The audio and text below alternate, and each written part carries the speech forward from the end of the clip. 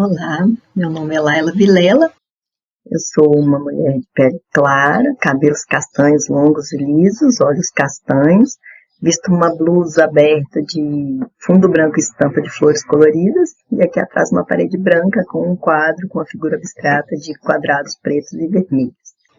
E dando continuidade à nossa série de vídeos institucionais sobre a inclusão das pessoas com deficiência, nós vamos falar um pouquinho sobre os impedimentos sensoriais, mais especificamente a audição, tá?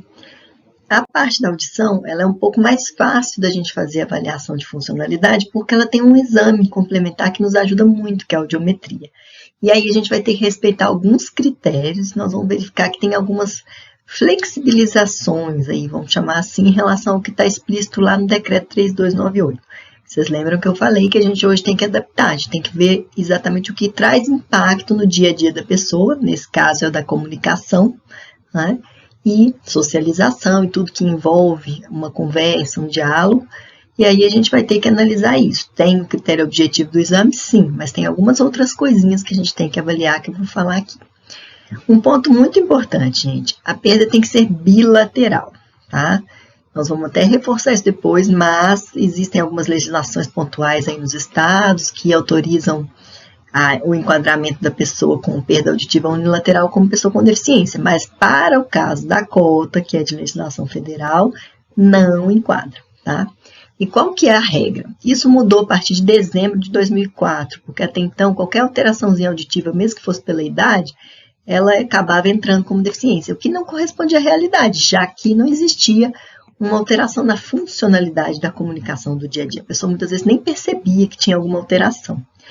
E aí, em dezembro de 2004, veio o decreto 5296 e colocou umas especificações, que tem que ser pelo menos 41 decibéis de alteração, ou seja, na faixa dos 40, porque geralmente a gente não mede ali de 1 em 1, né, mede de 5 em 5, e tem que ser nas frequências que a gente mais utiliza na fala. Que história é essa de frequências? A gente sabe que tem ali os tons, né, mais graves, mais agudos, e as frequências de som, tem algumas que a gente nem escuta. Vocês já devem ter visto aquele apito que as pessoas utilizam para treinar cachorro, porque o cachorro ele tem uma faixa de frequência muito mais ampla que a nossa. Então, ele ouve os apitos que a gente não ouve, né? Mas essa faixa de frequência, então, que interessa para a gente aqui, são as que são usadas na conversa, na comunicação do dia a dia, que são 500, 1000, 2000 e 3000 Hz. Essas são as faixas da conversação.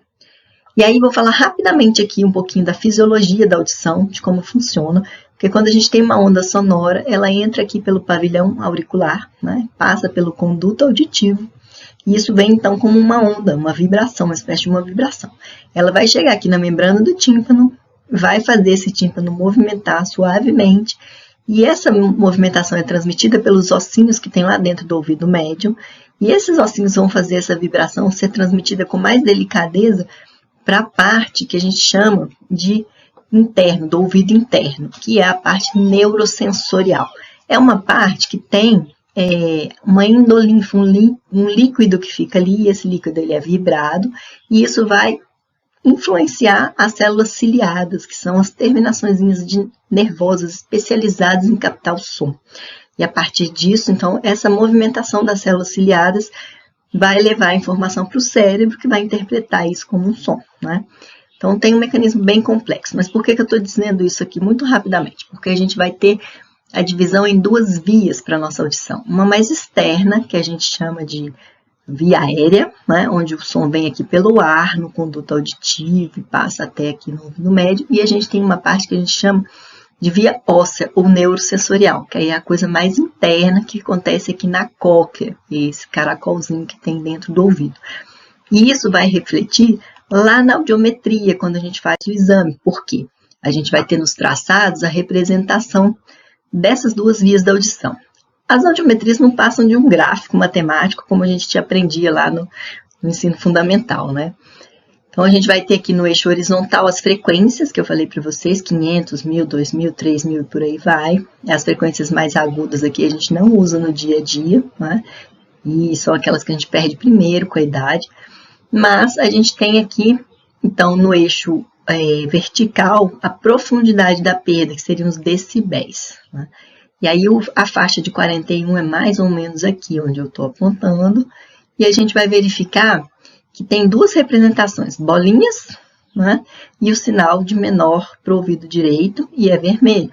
E temos no ouvido esquerdo o xizinho e o sinal de maior, né? E é azul. Então, essas são representações universais para especificar de qual ouvido que a gente está falando. Mesmo que não venha escrito aqui, a gente sabe que se fosse xizinho é na esquerda e bolinha na direita. E aí a gente vai analisar as bolinhas e os xizinhos para ver se enquadram naquele critério lá que a gente passou. Por que eu não vou ver os sinais de maior e menor aqui? Ou às vezes é um colchete, né? Porque essa é a via mais interna. E aí, se a via mais externa está com algum prejuízo, não adianta a parte interna funcionar bem. Então, a gente sempre vai analisar para a cota somente o que está representado ali pela bolinha e pelo xizinho. Então, fica bem fácil da gente fazer essa análise. Essa pessoa aqui, por exemplo, ela teria a audição muito boa aqui no ouvido direito e no esquerdo, apesar de ter alguma alteraçãozinha, não pega as frequências da fala e não atinge a profundidade obrigatória aqui, que é na faixa dos 41 decibéis, tá? Então, essa pessoa aqui não enquadraria. Aqui também a gente tem, de um lado, uma representação de uma audição normal, que deve ser até de criança, porque é muito, muito boa. E do outro lado, eu tracei a linha aqui na faixa dos 40 para vocês perceberem. A gente vai ter as bolinhas e os xizinhos que estão abaixo dessa nossa referência e aqui entre 500 e 3.000 Hz, que é a área da comunicação. Essa pessoa do lado de cá tem uma surdez por ototoxicidade e ela entraria na cota de pessoa com deficiência, tá? Então, é muito fácil de analisar um audiograma, né? Aqui a gente vai ver uma pessoa que a gente tem, que a gente chama de anacusia, ela não ouve nada, a via externa está lá embaixo, bolinhas e xizinhos, e a via óssea está um pouco mais em cima, porque a gente não consegue medir a via óssea mais profundo que isso, porque a via óssea a gente mede com um aparelhinho, um dispositivo que vibra aqui atrás, no osso da cabeça, e é desconfortável para medir mais profundamente. Então, ela termina por aqui, mas é porque realmente a pessoa não ouve nada, tá? Essa também entraria para a cota nos critérios legais. Às vezes vem separado um ouvido do outro, às vezes eles vêm juntos, né?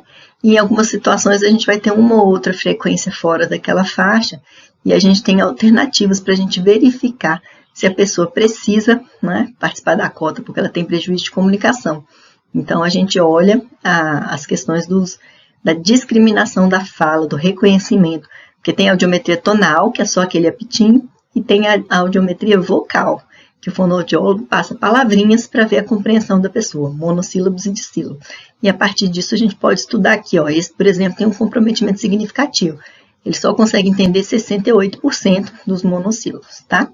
Os dissílabos geralmente são mais fáceis de entender. E aí, a gente cai também em situações como essa aqui, que a gente pode pegar esse tipo de audiometria. E o que é isso? Um ouvido está lá embaixo, né? As bolinhas estão todas lá embaixo. Porém, o outro ouvido está tudo acima da faixa de corte ali que a gente necessita, menos a frequência de 4.000, que não nos interessa para o enquadramento. Ou seja, isso aqui é uma alteração unilateral do ponto de vista das frequências exigidas. Então, esse quadro não enquadraria como deficiência, tá?